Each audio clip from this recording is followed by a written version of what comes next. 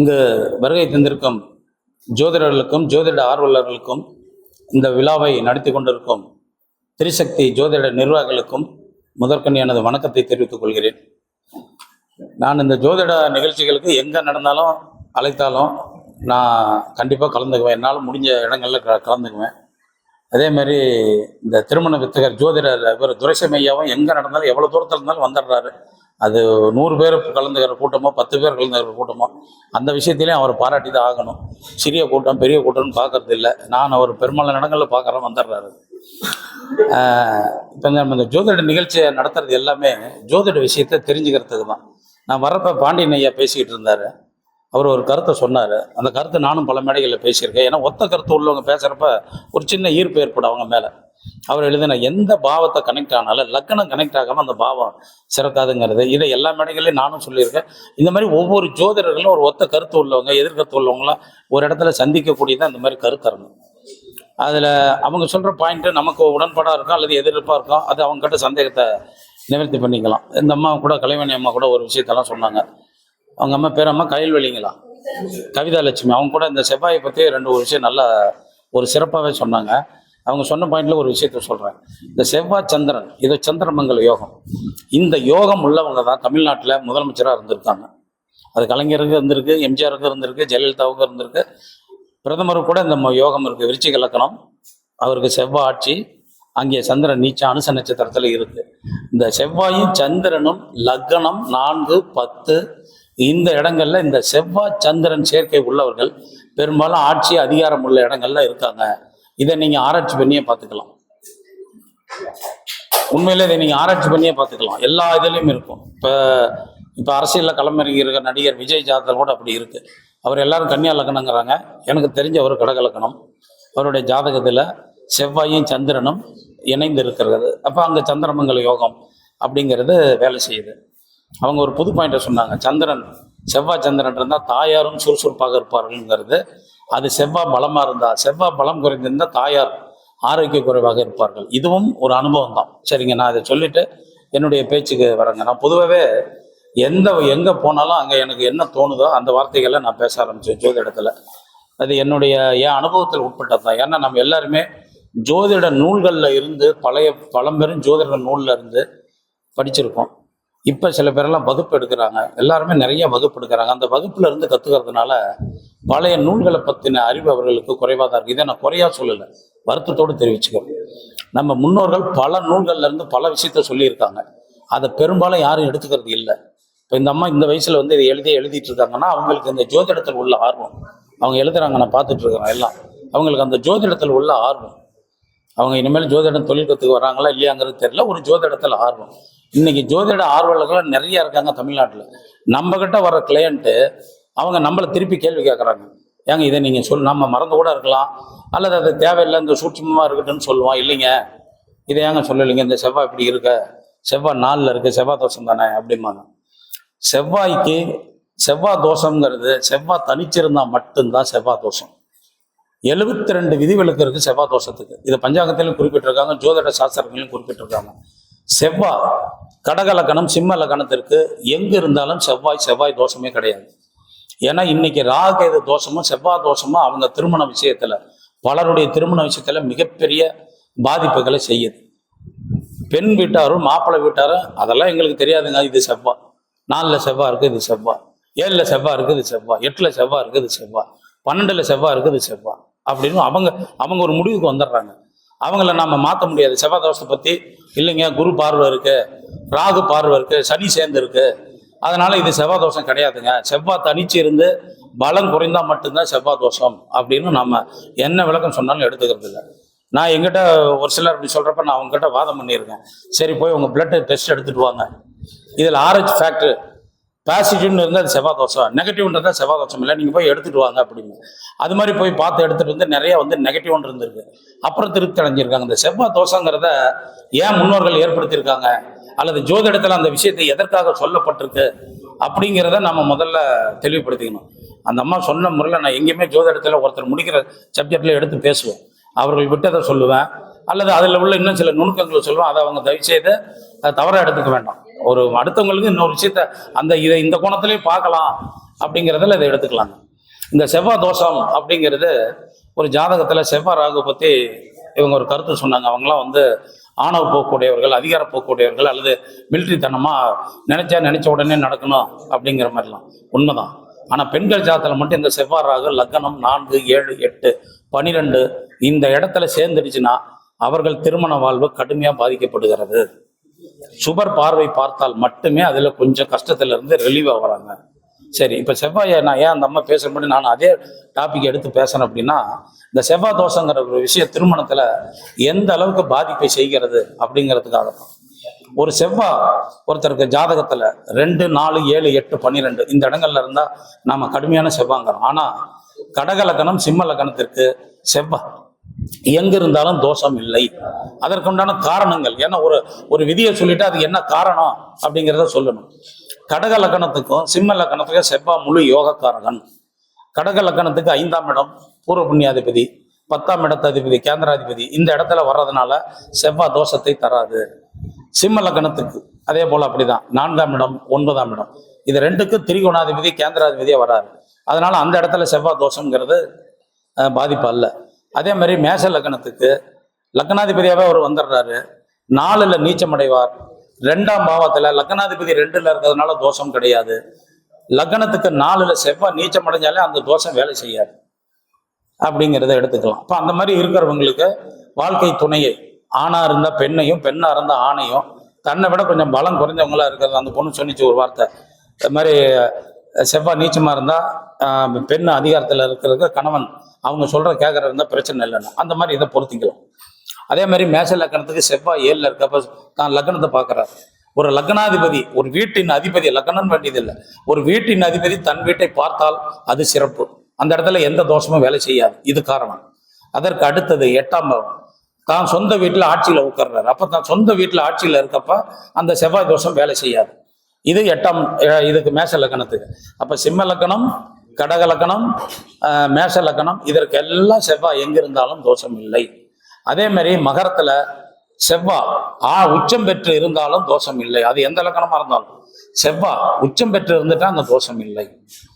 இதை தவிர கிரகங்கள் சேர்க்கை அப்படிங்கிறது இருக்கு. குரு பார்வை, குரு சேர்க்கை, சந்திரன் பார்வை, சந்திரன் சேர்க்கை, இதெல்லாம் இருக்கிறப்ப அங்க செவ்வாய் தோஷமே கிடையாது. செவ்வாய் தோஷம் அங்க வேலை செய்யாது அப்படிங்கிற. செவ்வாய் ரத்தத்துக்கு, பூமிக்கு, வீரத்துக்கு, தைரியத்திற்கு அதிபதி. ராஜாக்கள் அந்த காலத்துல தளபதியை தேர்ந்தெடுக்க சனி செவ்வாய் ஜாதகத்துல யார் ஜாதகத்துல வலுத்து இருக்காங்களோ அவனை தளபதியா தேர்ந்தெடுப்பாங்க. இது பல நூல்கள்ல குறிப்பிடப்பட்டிருக்கு. காரணம் என்னன்னா, அவனுக்கு தலைமை பதவி உண்டு, அவன் போர்க்குணம் கொண்டவன், தலைமை வீரத்தை வெற்றி கொள்ளக்கூடிய வீரம் உடையவன் சனி செவ்வாய். இதுவே அந்த இடத்த குரு பார்த்ததுன்னா அவன் போர்ல தர்ம நெறியை பார்ப்பான். அன்னைக்கு போர்ல தர்ம நெறி பார்த்தா இன்னைக்கு வாழ்க்கையில தர்ம நெறியை பார்ப்பான்னு எடுத்துக்கணும். ஒரு இடத்துல சுபகரகம் ஒரு இடத்த பார்வை செஞ்சுட்டா அவன் தர்ம நெறியை பார்ப்பான். அதே போல இந்த சந்திரமங்கல யோகம் இருக்கவங்க மட்டும் ஆட்சி செய்யல. தர்ம கர்மாதிபதி யோகம் 9, 10. 9, 10ங்கிறது எல்லாத்துக்கும் தெரியும். தர்ம கர்மாதிபதி 9ஆம் இடங்கிறது தர்மம், 10ஆம் இடங்கிறது கர்மம். இந்த 9, 10 சேர்ந்தா தர்ம கர்மாதிபதி யோகம். இந்த நம்ம தமிழ்நாட்டை ஆட்சி செஞ்ச காமராஜர்ல இருந்து எம்ஜிஆர் வரைக்கும் இப்ப கடைசியா இருக்கிற இவரு முதல்வர் ஐயா ஸ்டாலின் ஐயா ஜாதகம் வரைக்கும் இந்த விதி இருக்கு. அது அளவு முன்ன பின்ன இருக்கும், ஆனா கண்டிப்பா இருக்கு. அப்போ ஒரு விஷயத்த என்ன எடுத்துக்கலாம்னா, வெளிநாட்டு போறவங்க ஜாதகத்தை பாருங்க, தர்ம கர்மாதிபதி யோகம் இருக்கும்.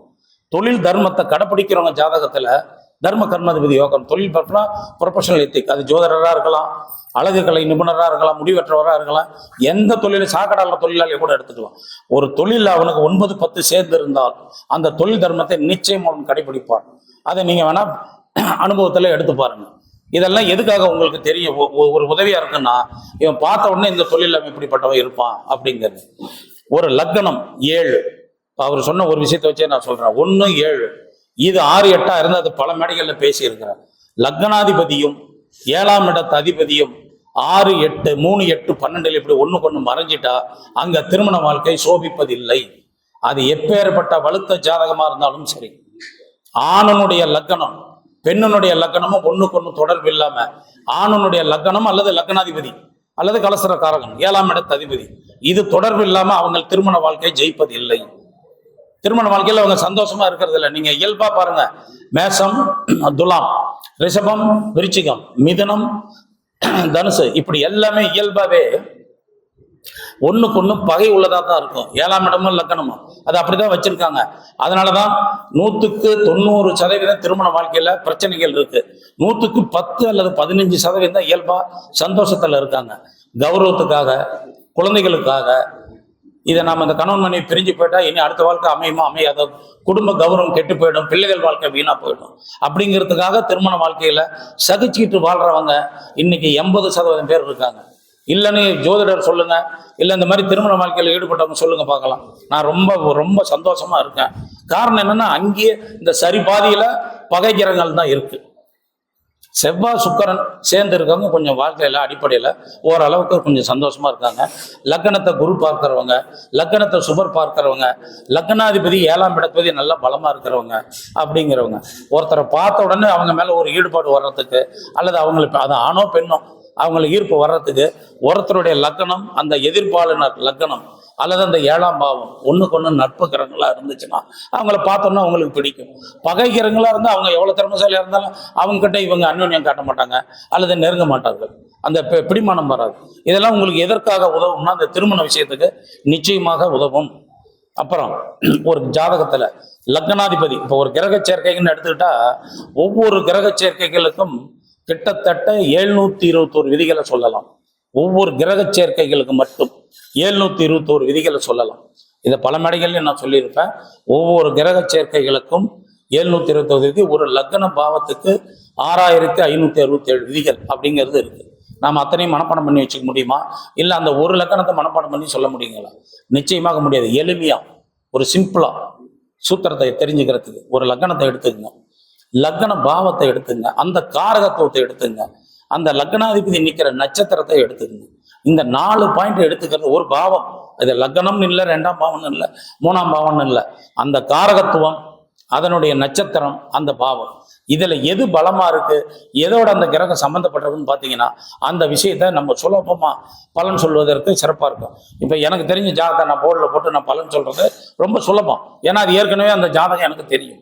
இப்போ நம்ம இங்கே வந்திருக்கவங்க யாராவது இந்த ஜாதகத்துக்கு ஒரு விஷயம் சொல்லுங்க எப்படி இருக்குன்னா அதை சொல்றது தான் ஒரு திறமையான ஜோதிடனுடைய விஷயம். இப்போ நான் என்கிட்ட தெரிஞ்ச 10 ஜாதகம் பார்த்துருப்பேன், ஆயிரக்கணக்கான ஜாதகம் பார்த்துருப்பேன். அதை நான் ஒரு கட்டத்தில் போட்டு இந்த ஜாதகம் பிடிக்குன்னு சொல்றதை விட, நீங்கள் ஜோதிடர்கள் உங்கள் பயிற்சியை வளர்த்துக்கிறதுக்கு அல்லது உங்கள் திறமையை வளர்த்துக்கிறதுக்கு அடுத்தவங்ககிட்ட ஜாதகம் வாங்கி இப்படி பார்த்து பலன் சொல்லி பாருங்க, சரியா வரும். உங்களுக்கு அருகாமையில் இருக்கிறவங்க இல்லை உங்களுக்கு நன்கு அறிமுகமானவங்க அவங்க ஜாதகத்தை எடுத்து விதியை பாருங்க, இந்த விதிப்படி இவருக்கு நடந்திருக்கான்னு.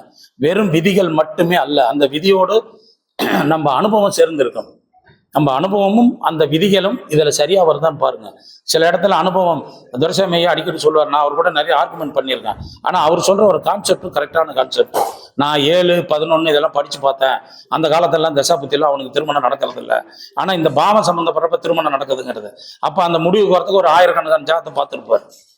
அவர்கிட்ட நான் வாதம் பண்ணியிருக்கேன், எல்லாம் பண்ணியிருக்கேன். ஆனால் அந்த முடிவுக்கு அவர் வர்றதுக்கு ஆயிரக்கணக்கான ஜாதத்தை பார்த்துருப்பாரு, அல்லது அவர் பார்த்து எடுத்ததில் கரெக்டாக நடந்திருக்கும். இப்போ நான் சொல்கிறேன், சந்திரமங்கல யோகம், தர்ம கர்ம உள்ளவங்க நாட்டில் முதலமைச்சராக இருக்காங்கன்னா இவங்க இத்தனை பேர் ஜாத்தையும் நான் பார்த்துருக்கேன்.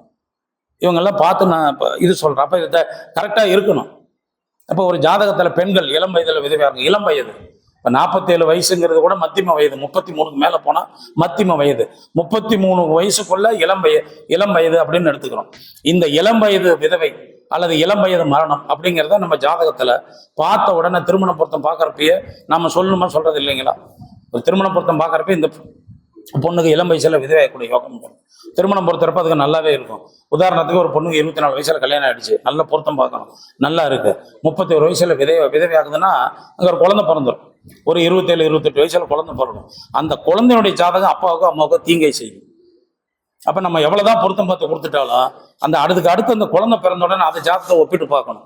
ஒரு குழந்தை பிறந்தா 12 வயசு வரைக்கும் அந்த குழந்தையினுடைய ஜாதக பலாபலன்கள் பெற்றவர்களுக்கு தான் பேசுமே ஒழிய நிச்சயமா அந்த குழந்தைக்கு பேசாது. ஒரு குழந்தை பிறக்கிறப்ப 10 குடையவன் தசை நடக்குதுங்க, 10 குடையவன் உச்சம் பெற்று தசை நடக்குது. அந்த குழந்தை தொழிலில் உச்சமா இருக்குமா? அந்த உச்ச பலன் யாருக்கு தரும்? பெற்றவர்களுக்கு தரும்.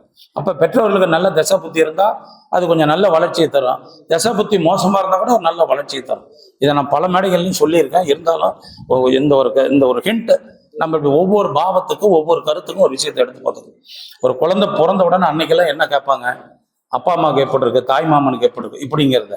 ஆனா இன்னைக்கு என்ன கேட்குறாங்க, இன்னைக்கு எல்லாம் நிறைய ஜோதிடர்களுக்கு பாலரிஷ்ட தோஷம்னா என்னன்னு தெரியாது. பாலரிஷ்ட தோஷம் பாலாரிஷ்ட தோஷம்னு சொல்லுவாங்க, அது தெரியாது. ஒரு 30-40 வருஷத்துக்கு முன்னாடி ஒரு குழந்தைக்கு பாலரிஷ்ட தோஷம் இருக்கு, பாடம் போடுங்க, ரெட்டிப்பு வயசுல பாடம் போடுங்க, மாந்தி இந்த இது பால் இது வரும் அப்படின்னு சொல்லுவாங்க, முடி தாக்கும் அப்படிம்பாங்க. அப்போ போய் பாடம் போட்டுக்குவாங்க, பாலரிஷ்ட புஸ்தகத்தை வச்சு தொட்டிலில் வச்சு தாளாட்டுவாங்க. இன்னைக்கெல்லாம் அதை யாரும் கடைபிடிக்கிறது, எல்லாம் நேரடியாக மருத்துவத்துக்கு போயிடுறாங்க, எல்லாம் மருத்துவம். ஆனால் ஜோதிட சாஸ்திரங்கள் சொன்ன இந்த விதிகள்லாம் யாரும், ஒரு குழந்தை பிறந்து 1 வயசு வரைக்கும் அந்த குழந்தையினுடைய பூர்வ ஜென்ம கர்மாப்படி அதுக்கு ஆயுள் குறைவு. அதனாலதான் 1 வருடம் வரைக்கும் ஜாதகம் எழுதக்கூடாது. இன்னைக்கு குழந்தை பிறந்தா ஆஸ்பத்திரியில 400 பக்கம் போட்டு கொடுத்துட்றாங்க. நிறைய பேர் அப்படி வாங்கியிருப்பீங்க, அது தவறு. நம்மகிட்டே வந்தா கூட ஒரு 1 பேஜ் போட்டு தான் கணிச்சு கொடுக்கணும். 1 வருஷம் கழிச்சுதான் அந்த குழந்தைக்கு மற்ற விஷயத்தை எடுக்கணும். அவங்க அப்பா அம்மாவுடைய கர்மாப்படி அல்லது அவங்க அப்பா அம்மா செஞ்ச புண்ணியம் பாவப்படி அந்த குழந்தைக்கு 8 வயசு வரைக்கும் ஆயுள் கண்டம் ஏற்படும். இதை ஜோதிட சாஸ்திரத்துல அந்த காலத்துல எழுதியிருக்காங்க. நூல் பேர் வேணா கூட சொல்றேன், அந்த புஸ்தகத்தை வாங்கி படிச்சு பாருங்க. அப்புறம் 12 வயசு வரைக்கும் அந்த குழந்தையினுடைய கர்மாப்படி ஒரு மாமாங்கம் 12 ராசியை ஒரு கிரகம் சுற்றி வரும் நேரம் அப்படிங்கிறது, அதுபடி அதுக்கு ஆயுள் கம்மி. அதனாலதான் அந்த 12 வயசு வரைக்கும் அந்த ஜாதகம், இந்த குழந்தையுடைய ஜாதகம் அதுக்கு ஆக்டிவேஷன் ஆகாது. அப்போ அந்த குழந்தை ஜாதகத்தை எதுக்காக பார்க்குறோம், அப்பா அம்மாவுக்கு மற்றதை விட இந்த குழந்தையோட நோயினுடைய ஏதாவது தாக்கமா, சின்ன வயசுலேயே உடல் ஊனமா இருக்கா, இல்லை அறிவு வளர்ச்சி எப்படி இப்படிங்கிற விஷயத்த மட்டும்தான் அந்த 12 வயசு வரைக்கும் எதிர்பார்க்க முடியும். அதை நம்ம பார்த்து சொல்லணும். இப்போ ஜோதிடத்துல எதிர்மறை கருத்துக்கள் இந்த காலத்துல இல்லை, அந்த காலத்துல இருந்திருக்குங்க. எதிர்மறை கருத்துங்கிறதுனா இந்த விதி பொய். இப்போ நான் ஒரு விதி சொல்லுவேன், அது உங்கள் இதில் பார்த்தீங்கன்னா நடக்காம கூட இருக்கும். அப்போ அந்த இடத்துல விதி பொய்ன்னு எடுத்துக்க வேண்டியதில்லை.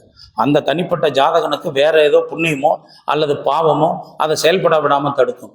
அதனால தான் ஒரே நேரத்தில் பிறக்கிற 2 குழந்தைங்களுக்கு கூட சில விஷயங்கள் வாழ்க்கையில் ஒன்றும் ஒத்து போகிறது இல்லை. இப்போ இது ஒரு சின்ன கதையை அந்த ஜோதிட விஷயத்தில் சொல்லிட்டு நான் முடிச்சுக்கிறேங்க. எங்கே போனாலும் ஒரு கதையை சொல்லுவேன். இந்த கதை எதுக்காக அப்படின்னா உங்களுக்கு சுலபமாக புரிஞ்சிக்க உதவியாக இருக்கும். ஒரு ராஜ சபையில் எல்லாம் உட்காந்துருக்காங்க. அந்த காலத்திலலாம் ராஜா குழந்தை பிறந்த அரண்மனையில் ஒரு ஜோதிடர் இருப்பார், அவர் பார்ப்பார், பார்த்துட்டு பலன் சொல்லுவார். அப்படி இந்த மாதிரி ஒரு ராஜாங்க அமைப்பில் எல்லாம் உட்காந்துருக்காங்க.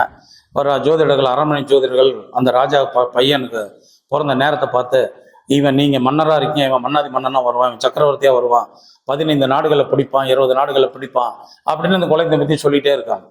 அப்போ இந்த மாதிரி மேடையில் உள்ளே இருந்தவர் ஒருத்தர், அரங்கத்தில் இருந்தவர், ஐயா ஒரு சந்தேகம் எனக்கு, இன்னும் ஜோதிடர்கள்லாம் இப்படி மேடையில் இருக்காங்க, நான் ஒரு சந்தேகம் கேட்கலாமாங்கிறாங்க. கேளுப்பாங்கிறாங்க. இந்த ராஜாவுக்கு எப்போ குழந்தை பிறந்ததோ அதே நேரத்தில் எனக்கும் ஒரு குழந்தை பிறந்திருக்கு, எனக்கும் ஒரு பையன், அதே பையன்தான், இவருக்கும் பையன். அந்த நேரமே பெசகலை. அவருக்கு 11 மணிக்குன்னா எனக்கு 11 மணி, அவருக்கு இந்த ஊரில் அரண்மனையில் பிறந்தது, எனக்கு ஏன் குடிசையில் பிறந்தது, இவ்வளவுதான். இந்த பிறந்திருக்கு இந்த குழந்தை. அப்போ என் குழந்தை பலன் என்ன, என் குழந்தை ராஜாவை பிடிப்பானா அப்படின்னு கேட்டாங்க. இப்போ நம்ம ஜோதிடர்கள் அதுக்கு என்ன பதில் சொல்லுவோம் சொல்லுங்க? நம்ம ஜோதிடர்கள் என்ன பதில் சொல்ல முடியும்? விதி. அப்ப நம்ம ஜோதிடர்கள் எல்லாம் இவன நாட்டை ராஜா பிடிப்பான் அப்படின்னு சொல்ல முடியும்? அல்ல. நீ என்னவா இருக்கிற அப்படின்னு கேட்கிறாரு அந்த ஒரு ஜோதிடர், மேடையில இருந்த ஒரு ஜோதிடர், அந்த அரண்மனை ஜோதிடர் ஒருத்தர். அவரு சொல்றாரு, நான் சலவை தொழில அரண்மனைக்கு துணி எடுத்து வெளுக்கிறவன், ஊர்ல துணி எடுத்து வெளுக்கிறவன் அப்படிங்கிறான். அப்ப அந்த ஜோதிடர் சொல்றாரு, இந்த ராஜா கர்ப்பத்துல, ராஜாவனுடைய விந்து மனைவி கர்ப்பத்தில் இருந்தப்ப ராணி அதிகாரம் உள்ளவள், ராஜாவும் அதிகாரம் உள்ளவன். இந்த ராணி தாயார் அதிகாரத்திலே வாழ்ந்தவங்க. அப்ப அந்த ரத்தத்திலே அதிகாரமும் நாடு பிடிக்க ஆசையா ராஜாவனுடைய இதில் சேர்ந்து நாடு பிடிக்க ஆசை இருக்கும். நீயும் உன் மனைவியும் பணிந்தே வாழ்ந்தவர்கள். பணிந்துன்னா எல்லாத்திட்டையும் வீடு எடுத்துக்கிறீங்க. நீ 10 வீடுக்கு எடுத்தா, 10 அரண்மனைக்கு எடுத்தா உன் மகன் 20 அரண்மனையில் எடுப்பான். நீ 10 வீட்டுக்கு எடுத்தா 40 வீட்டுக்கு எடுப்பான். அப்ப இந்த பலன் எப்படி பாருங்க. ஒரே நேரத்தில் பிறந்தாலும், ஒரே ஒரு குழந்தை ராஜ குடும்பத்தில் பிறந்தாலும், ஒரு அடிமை குடும்பத்தில் பிறந்தாலும் அந்த பலன் எடுத்து ஜோதிடர் சொல்றாரு பாருங்க. அங்கதான் ஜோதிடத்தின் வெற்றி இருக்கிறது. அங்கதான் ஒரு ஜோதிடத்தின் வெற்றி இருக்கிறது. நம்ம ஒரே விதிகளை வச்சு நாம ஜோசியம் பார்க்கறப்ப அந்த இடத்துல ஜோதிடம் வெற்றி அடையாது. அந்த நுணுக்கம் ஜோதிடர்களுக்கு நிச்சயமாக தேவை. விதிகளை எழுதி வச்சுக்கங்க, விதிகளை பார்த்துக்குங்க, படிங்க. பழைய நூல்கள்லாம் பல விஷயம் சொல்லப்பட்டிருக்கு. நிறைய ஜோதிடர்களுக்கு இன்னைக்கு ஜோதிட நூல்கள் எவ்வளவு இருக்குன்னே தெரியாது. இதை நான் கர்வத்திலேயோ இதிலேயோ சொல்லலைங்க, என்னுடைய ஆதங்கத்தில் சொல்றேன். எல்லாமே கற்றுத்தராங்க. 3 மாதம் கற்றுக்கிறாங்க, 6 மாதம் கற்றுக்கிறாங்க, அடுத்தது நான் சிறந்த ஜோதிடர் அப்படின்னு வந்துடுறாங்க. இந்த மாதிரி கருத்தரங்களுக்கு போங்க. இன்னொரு ஜோதிடர், சாதாரண ஜோதிடராக இருந்தால் கூட அவர்கிட்ட ஒரு நல்ல விஷயம் இருக்கும். ஒரு பெரிய அந்த கருத்து உடன்பாடு. இப்போ பாண்டியனையர் சொன்னது நானும் மேடையில் பேசுகிறேன். ஆனால் அவர் ஒரு கருத்தோடு சொல்கிறார், ஒரு பாவத்தை பற்றி கேள்வி கேட்டால் அது லக்னத்தோடு எப்படி தொடர்பு இருக்கோ அதை வச்சு பதில் சொல்லுங்கள், அப்போ தான் பலன் தரணும். அவர் நான் வர்றப்ப 6வது இதை பற்றி பேசிகிட்டு இருந்தார். 6ஆம் இடம்னா நாம் தெரிஞ்சுக்கிட்டது என்ன? நோய், கடன், வன்பு, வழக்கு, எதிரிகள். ஆனால் அவர் ஒரு பாயிண்ட்டை சொன்னார், மருத்துவம். அப்போ மருத்துவத்துக்கு 6ஆம் இடம் தானே. அப்போ லக்னத்தோட 6ஆம் இடம் சம்மந்தப்படாமல் அவன் சிறந்த டாக்டர் ஆக மாட்டான். நீங்கள்லாம் 5ஆம் பாவத்தை பார்க்குறீங்க. 5ஆம் பாவங்கிறது அறிவு, ஆனால் மருத்துவங்கிறது எதிரி. அப்போ இந்த 6-10 சேர்ந்தவங்கலாம் மருத்துவர் ஆகலாம், மெடிக்கல் ஷாப் வச்சிருக்கலாம். 6-10 சேர்ந்தவங்க எதிரிகளால் வருமானம் வரக்கூடிய தொழிலில் துணிஞ்சு இறங்கலாம். கட்ட பஞ்சாயத்து பண்ணாலும் சரி, வக்கீல் ஆனாலும் சரி, டாக்டர் ஆனாலும் சரி. ஆனால் முதலீடு போட்டு செய்யக்கூடிய தொழில் 6-10 சம்மந்தப்பட்டவங்க ஜாக்கிரதையாக இருக்கும். இது மாதிரி அப்போ அந்த கருத்தை நம்ம எடுத்து பார்த்துக்கலாம். இப்படி ஒவ்வொரு இடத்துலையும் ஒரு கருத்துல இருந்து ஒரு விஷயம் கிடைக்கும். அவங்க சொல்ற ஒரு பாயிண்ட்ல இருந்து நமக்கு ஒரு விஷயம் கிடைக்கும். அதை எடுத்து நாம பலன் சொல்லிக்கிறது சிறப்பு. ஏன்னா நாங்கள் சொல்றப்ப நான் என்னுடைய அனுபவம், என்னுடைய ஆராய்ச்சி வச்சு சொல்லுவேன். இதை இன்னொருத்தர் சொல்றப்ப அவங்க அனுபவம் ஆராய்ச்சி தான். ஆனால் என்னதான் நீங்க வகுப்புல படித்தாலும், குருமார்கள் அறிவுரையோட ஜோதிடத்தை தெரிஞ்சுக்கிட்டாலும், சில நூல்களை வாங்கி படிங்க. ஒரு புத்தகம் மட்டும்தான் ஒருவனுக்கு சிறந்த இதை போதிக்கும். நான் ஒரு புத்தகத்தை படிச்சுட்டு தான் உங்களுக்கு சொல்றேன். அதே மாதிரி யார் வகுப்பாசிரியர் எடுத்தாலும் ஒரு ஜோதிட கலையில அவங்க அது சார்ந்த முன்னோர்கள் சொன்னதை வச்சுதான் எடுத்து சொல்ல முடியும். ஒரு சில பாயிண்ட் அனுபவத்துல சரியா வரும், சிலது வராமல் இருக்கும். அது அவங்க அனுபவத்தை பொறுத்தது. ஆனால் புத்தகம், ஜோதிடம் சம்பந்தப்பட்ட பழைய நூல்களை வாங்கி படியுங்கள், குருமார்கிட்ட கத்துங்க. இதை எல்லாத்தையும் தெரிஞ்சு உங்க அனுபவத்தை வச்சு பலன் சொல்லுங்க. ஜோதிடம் 100க்கு 100 சரியாக வரும். ஜோதிடம் அதே மாதிரி ஒரு ஜோதிடத்துல யாராலையும் 100க்கு 100 பலன் சொல்லவே முடியாது. இப்போ அதுக்கு ஒரு சின்ன உதாரணமும் சொல்லிட்டு என் பேச்சை முடிச்சுக்கிறேன். ஜோதிடத்துல 5ஆம் பாவத்தை வச்சு என்னென்ன விஷயத்த தெரிஞ்சுக்கலாம்னு சொல்லுதுங்க. பாட்டி, அத்தை, குலதெய்வம், பூர்வீக சொத்து. ஒரு பூர்வீக சொத்து, பாட்டி, அத்தைங்கிறது ஒரு குடும்பத்தில் இருக்கிற அத்தனை பேருக்கும் ஒன்றா வரும். ஆனால் குலதெய்வம்ங்கிறது அவங்க பங்காளிக்கும் குலதெய்வம், அவங்க அந்த ஒரு குலத்துக்கே சேர்ந்த குலதெய்வம். இவங்க எல்லாத்துக்கும் ஒரு 5ஆம் பாவத்தை வச்சு நம்ம குலதெய்வத்தை எப்படி கண்டுபிடிக்க முடியும்? ஒருத்தர் ஜாதகத்தை மட்டும் வச்சு எப்படி குலதெய்வத்தை நீங்க கண்டிப்பாக இதுதான் உன் குலதெய்வம்னு சொல்ல முடியும்? அனுமானமா சொல்லிக்கலாம். ஒரு குடும்பத்துல 5ஆம் பாவத்துல எந்த கிரகம் அதிகமா தொடர்பு இருக்கோ அதை வச்சு இந்த உனக்கு இந்த குலதெய்வமா இருக்க வாய்ப்பு இருக்கு, குலதெய்வம் இந்த இடத்துல இருக்க வாய்ப்பு இருக்குன்னு. ஒரு குலத்திற்கு, ஒரு குலம்னா இப்ப கவுண்டருங்கள்ல ஒரு கூட்டம் வச்சிருப்பாங்க, வன்னியர்களில் ஒரு இது இருப்பாங்க. இவங்கெல்லாம் ஒரே குலதெய்வத்தை தான் கொண்டாடுவாங்க. ஒரு குலதெய்வத்தை கும்பிட்றவங்க ஆயிரக்கணக்கான பேர் இருப்பாங்க. இந்த ஆயிரக்கணக்கான பேர்த்து ஜாதகத்தை வாங்கி 5ஆம் பாவத்தை பார்த்தா ஒரே மாதிரி கிரக அமைப்பான். மனசாட்சியா சொல்லுங்க எல்லாரும், ஒரே மாதிரி கிரக அமைப்பு இருக்குமா? அப்ப அங்க குலதெய்வத்தை கண்டுபிடிக்கிற விஷயத்துல ஜோதிடத்துல ஒரு தவறான கருத்து இருக்கா இல்லையா? ஆனா ஜோதிடர்கள் இதை நம்ம பூச்சி மெழுகி என்ன பண்றோம்? 5ஆம் பாவம் தான் குலதெய்வம், இந்த 5ஆம் பாவம் கெட்டு போச்சு, நீ குலதெய்வத்தை மாத்தி கும்பிட்ற அப்படின்னு நம்ம பொதுவாக சொல்லி இந்த குலதெய்வம் இந்த மாதிரி சில விஷயங்கள்லாம் சில முரண்பாடுகள் உண்டு. நான் உங்களுக்கு எளிமையா ஒரு கருத்து சொல்றேன்.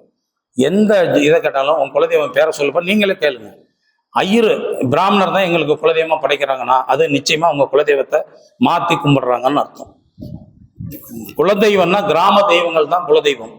ஐயனாரா இருக்கலாம், அங்காளம்மனா இருக்கலாம், பெரியாண்டாச்சியா இருக்கலாம், முனியப்பனா இருக்கலாம். இந்த மாதிரி ஐயப்பன், திருப்பதி பெருமாள், சிவபெருமான் இவங்கெல்லாம் ஒருத்தருக்கு குலதெய்வம்னா அவங்க குலதெய்வத்தை மாற்றி வணங்குகிறார்கள் அல்லது இடைக்காலத்துல குலதெய்வமா எடுத்துக்கிட்டவங்க. இதை நீங்க எந்த ஜோதிட மேடலையும் மிக தைரியமா சொல்லுங்க. பூசாரி, பண்டாரம் இந்த மாதிரி இருக்கிறவங்க படைக்கிறது தான் அவர்களுக்கு குலதெய்வம். கிராம தெய்வங்கள் தான் ஒரு எந்த இனத்துக்கும் குலதெய்வமாக வரும். இந்த குலதெய்வ விஷயத்துல நாங்க பல ஆராய்ச்சி பண்ணியிருக்கோங்க. ஒவ்வொரு ஊர்லேயும் ஒவ்வொரு கிராமங்கள்லையும் ஒரு குறிப்பிட்ட இனம் ஒரு தெய்வத்தை குலதெய்வமா கும்பிடுறாங்க. எந்த குலதெய்வத்தோடையும் ஒரு காவல் தெய்வம் சம்மந்தப்படும், அது ஆயுதம் ஏந்திய தெய்வம் நிச்சயமாக சம்மந்தப்படும். இது அந்த காலத்துல இருந்தே இருந்துகிட்டு இருக்கு. நம்ம குலதெய்வத்துக்கு ஆயுதம் ஏந்திய தெய்வம் ஏன் இருக்கு? ரத்த காவு வாங்குற தெய்வம் தான் தமிழ்நாட்டில் இருக்கிற எல்லா இனத்துக்கும் குலதெய்வமாக இருக்கும். இதுல பிராமணர்களை விட்டுடுங்க, மற்ற எல்லாத்துக்கும் குலதெய்வம் ரத்த பலி கேட்கக்கூடியது தான். அப்ப இருக்கா இல்லையா சொல்லுங்க? நம்ம குலதெய்வத்தோட அது சம்மந்தப்பட்டிருக்கா இல்லையா? உள்ள சாமிக்கு கும்பிட மாட்டோம், வெளியே இருக்க கற்பனருக்கு பலி கொடுப்போங்க, முனி சாமிக்கு கற்பு கொடுப்போம். இந்த மாதிரி விஷயங்கள் குலதெய்வத்துல இருக்கா இல்லைங்களா? அப்ப ஜோதிடத்துல நாம சில விதத்தை ஆராய்ச்சி பண்ணா சில தவறான கருத்துக்கள், எதிர்மறைகள் இருக்கத்தான் செய்யுது. இது இந்த காலத்துல இல்லை, அந்த காலத்துல இருந்து இந்த முரண்பாடுகள் இருக்கத்தான் செய்யுது. அதனால இந்த முரண்பாடான கேள்விகளுக்கு விட கண்டுபிடிக்கிறப்போ இந்த மாதிரி விஷயத்தை பார்த்து எடுத்துங்க. ஒரு குலம்னா இப்போ பங்காளி வர்க்கம் எல்லாத்துக்கும் அத்தை ஒன்று தான், பாட்டம் ஒன்று தான், மாமா ஒருத்தர் தான் இருப்பாங்க, பூர்வீக சொத்து. சில பிரச்சனைகள் ஒரே மாதிரி இருக்கும். ஒரு குடும்பத்தில் 5 குழந்தை பிறந்தாலும் அவங்க குடும்பத்தில் சார்ந்த பிரச்சனைகள்லாம் ஒரே மாதிரி இருக்கும். ஒருத்தர் ஜாதகத்தில் பார்க்குறோம், டே உன் பூர்வீக சொத்துல பிரச்சனை இருக்குது அப்படிங்கிறோம். இதே இன்னொருத்தன் ஜாதகத்தில் 5ஆம் பாவம் சுத்தமாக இருக்குது, ஒரு பூர்வீகத்திலேருந்து நீ குடி கட்டலாம், பூர்வீகத்தில் நல்லா இருக்குன்னா அந்த விதி எப்படி அங்கே பொருந்தும்? அவங்க பங்காளியில் தகராறு இருக்கு, ஒருத்தர் ஜாதத்தில் அதை குறிப்பிட்ட, இன்னொரு ஜாதத்தில் இல்லை.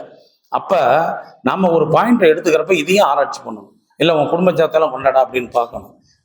இது சாத்தியப்படும். ஒரு சிக்கலான கேள்விகளை இப்படி பலன் சொல்லுங்க. ஒரு ஜாதகத்தை மட்டும் வச்சு பார்க்காதீங்க.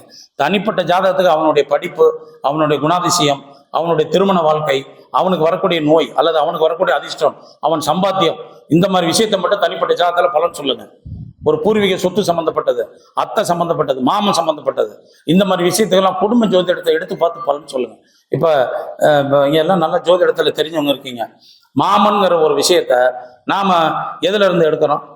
மாமன், இந்த குழந்தைகின்ற மாமன் நிலையை பத்தி நம்ம எதுல இருந்து எடுக்கிறோம்? புதன் 6ஆம் பாவம், இதுல இருந்து தானே எடுக்கிறோம். இதை வச்சு மாமன்கிறத எடுத்துக்கிறோம். அந்த குழந்தைக்கு மாமன் இருக்கணும்னா அந்த குழந்தையோட அம்மா இருக்காங்க இல்லையா, அந்த அம்மாவுடைய அப்பா அம்மா இருக்காங்க இல்லையா, அவங்களுக்கு ஆண் வாரிசு இருந்தா தானே இந்த குழந்தைக்கு மாமங்கிற ஒரு விஷயத்த நாம ஜோதிடத்துல சொல்ல முடியும். ஒரு புதனுடைய நிலையை வச்சு மாமனை சொல்லலாம்னா ஒரு அளவுக்கு தான் அது. அப்ப அந்த பெண்ணோட அப்பா அம்மா ஜாதகத்துல அவனுக்கு ஆண் வாரிசு இருந்தா தான் இவனுக்கு மாமங்கிறது வரும். இவன் ஜாதகப்படி அவனுக்கு மாமா உருவாக போறதில்லை. இந்த ஜோதிட கருத்துல ஏதாவது மாற்று கருத்தா சொல்லுங்க ஐயா.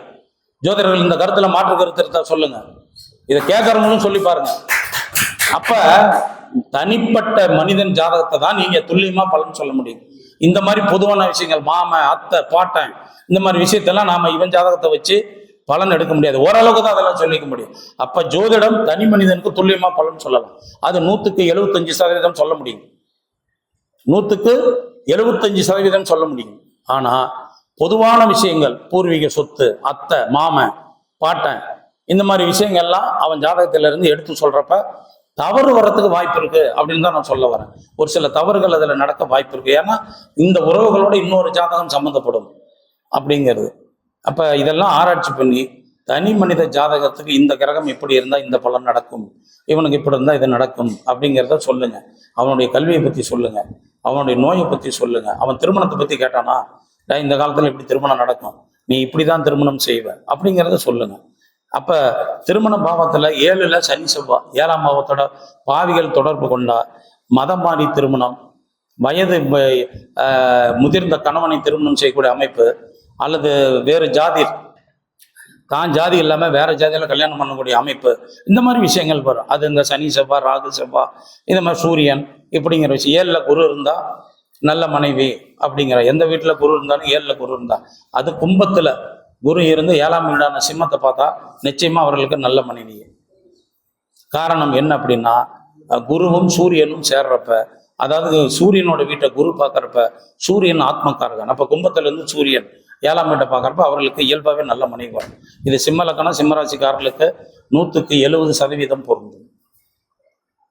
100க்கு என்னங்க, 100க்கு 70% பொருந்தும். இன்னொரு நாளைக்கு மறுபடியும் பேசுறேங்க. ஒரு ஐயா வாய்ப்பு கொடுத்தா மறுபடியும் இங்கே வரேன் அப்படின்னு சொல்லிக்கிட்டு என் பேச்ச முடிக்கிறேன். தவறுகள் இருந்தால் தனியாக திட்டுங்க, குறைகள் இருந்தால் எல்லாத்திட்டையும் சொல்லி பாராட்டுங்க. தனியாக குறைகள் தவறாக இருந்தால் என்னையா இப்படி பேசுறேன்னு தனியாக திட்டுங்க, என்ன ஃபோன் பண்ணி. நன்றி, வணக்கங்க.